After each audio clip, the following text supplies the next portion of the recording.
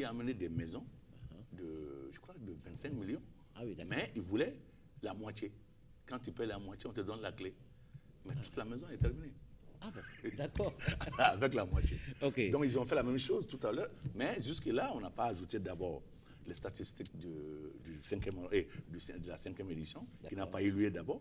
Mais jusque-là, à la 4e édition au Gabon, nous sommes à 8,5 milliards de francs CFA d'investissement. D'accord. Et qu'est-ce que vous dites aux Maliens de la diaspora, surtout aux Maliens des États-Unis, ceux de New York, et pour tous les le États-Unis. prochain rendez-vous? Le prochain rendez-vous, ils n'ont qu'à sortir pour venir. Ça va durer combien de temps? Ça 3 jours, c'est le 27, 28, 29.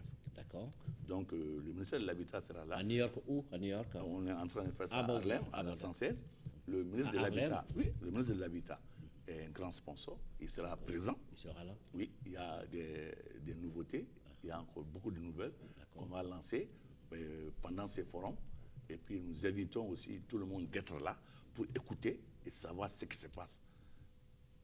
Et que nous sommes en train de sécuriser encore tous leurs biens et puis tous leurs investissements au Mali. D'accord. Jusqu'à présent, il n'y a pas de plainte parce que tu ne passes pas par quelqu'un. Il n'y a pas d'intermédiaire. Ok. Ni moi, ni autre personne. Entre ton compte bancaire et toi-même. Très bien. Ok. Et ton effort que tu vas fournir pour pouvoir alimenter ton compte et puis respecter les clauses du contrat. C'est tout. C'est tout ce qu'on a besoin. Okay. Et monsieur le directeur, en tant que malien de l'intérieur, il paraît que vous ne souffrez pas beaucoup pour avoir votre argent. Et qu'est-ce que vous pouvez ajouter comme idée pour que cette opération puisse s'améliorer davantage? Parce qu'il s'agit de cela, mettre tout le monde ensemble pour aller de l'avant ensemble. Oui. D'accord. Vous pensez qu'on peut encore davantage améliorer leur idée voilà. Bon, moi je pense que le problème sur lequel on est en train de travailler est un problème qui intéresse l'ensemble de la diaspora. Et aujourd'hui, je pense que l'essentiel a été fait. La mise en relation entre la banque, l'intéressé et les gens qui travaillent dans l'immobilier, je pense qu'on ne peut pas trouver mieux. Chaque fois qu'il y a un intermédiaire, ça risque de créer d'autres problèmes que nous avons connus dans le temps. Oui. Et c'est ce que je peux ajouter là. D'accord. Vous avez une très bonne note hein, en matière de transparence. Oui, non, ben ça, c'est le but même, c'est ça. Oui. Je l'ai créé pour qu'il y ait une transparence. Parce que vous avez été d'abord victime. Là. Merci. Voilà. Donc, on ne peut pas prendre l'argent de quelqu'un et donner l'argent de quelqu'un. On ne pourra pas le faire. On ne m'envoie rien, on ne me donne rien, mais tu auras ta maison. D'accord. Il faut que tu passes par ta banque. Et la banque suit l'immobilier. Parce que c'est la banque qui donne le contrat à l'immobilier pour construire ta maison. Donc, s'il ne construit pas, c'est la faute à la banque. Et jusque-là, on n'a pas de plainte, on n'a rien. Tout se passe bien. Il y en a qui préparent les 30% pour verser. Donc, c'est un truc de longue haleine. D'accord. Ce n'est pas immédiat. Il y en a qui sont inscrits, la banque ouvre des comptes, et ils trouvent l'argent, même si la personne n'est pas prête pour mettre les 30%, mais au bout d'1 an, 6 mois, 2 ans, il y en a qui vont regrouper les 30% des maisons et ils mettent dedans. Vous dites également que lors du prochain rendez-vous de New York, les Maliens pourront avoir des informations sur comment être bénéficiaire des logements sociaux. Logements sociaux. D'accord. Que le gouvernement avait adopté sa politique de logements sociaux. Le département viendra Je crois avec le toutes département ces vient avec toutes ces informations et l'information va passer par le voix pour que les gens puissent savoir ce qui se passe. Parce que tout ça, ce sont mes soucis. D'accord. OK. Merci. Et on va boucler cette édition, mais sans pour autant, avant de demander à poser cette question à monsieur le directeur, et moi je le dis, hein, monsieur le directeur général, et je reviens dessus. Taoussa, c'est un rêve depuis longtemps, dans le pipe, un rêve pour plusieurs générations, ça a été un cauchemar pour d'autres. Alors, est-ce que vous pensez qu'un jour, mais dans un futur proche quand même, hein, pas encore dans 50 ans ou 100 ans, est-ce que ce rêve-là va pouvoir être une réalité? Merci. À moyen terme. J'ai dit, mars, je vous ai dit, normalement en mars, nous avons une entreprise qui commence à travailler sur le site de Taoussa. Et dans la théorie, cette entreprise doit faire 4 ans. Donc vous voyez, dans 5 ans, effectivement, nous devons voir le barrage sortir des terres et commencer à fonctionner.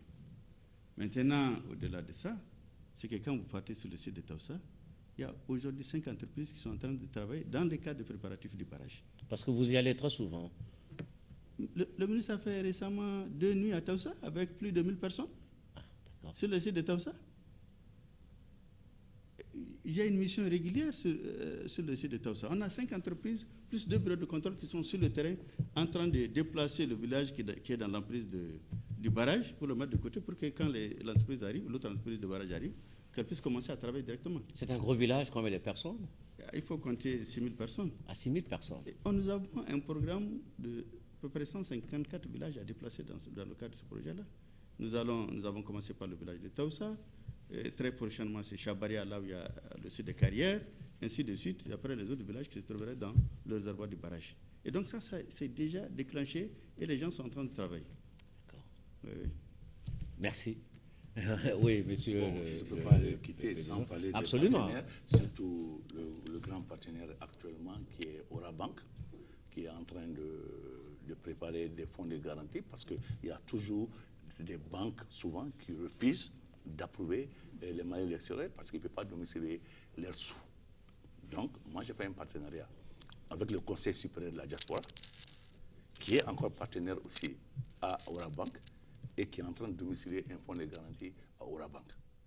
Donc, cette année, Orabank rentre en force dans le FOABA pour devenir une banque de la diaspora. Et puis, une banque encore de fonds de garantie de la diaspora. Donc, si quelconque banque n'arrive pas à t'approuver, donc le fonds de garantie va t'approuver. Tout ça, c'est grâce à l'alliance, au partenariat que j'ai noué avec le CSD1 et qui est encore le Conseil supérieur de la diaspora, qui est très vaste, qui est une communication vraiment très forte. Très bien. À l'extérieur. Après, le service marketing Loirtiem vous adressera une facture pour cette publicité pour votre partenaire. Bon, je crois pas. Parce que mon D'accord. banquier, c'est là. OK. You don't want to do that, right? Ah, OK. Je crois que ça va. Cette facture, je te laisse payer ça. OK, merci. Merci. OK. Merci, monsieur le directeur. Merci d'être venu. Inch'Allah, on se donne un rendez-vous à New York. Vous rappelez les dates? Le 27, le 28 et le 29 avril. D'accord. C'est moi. À New York. À New York. Très bien. Merci.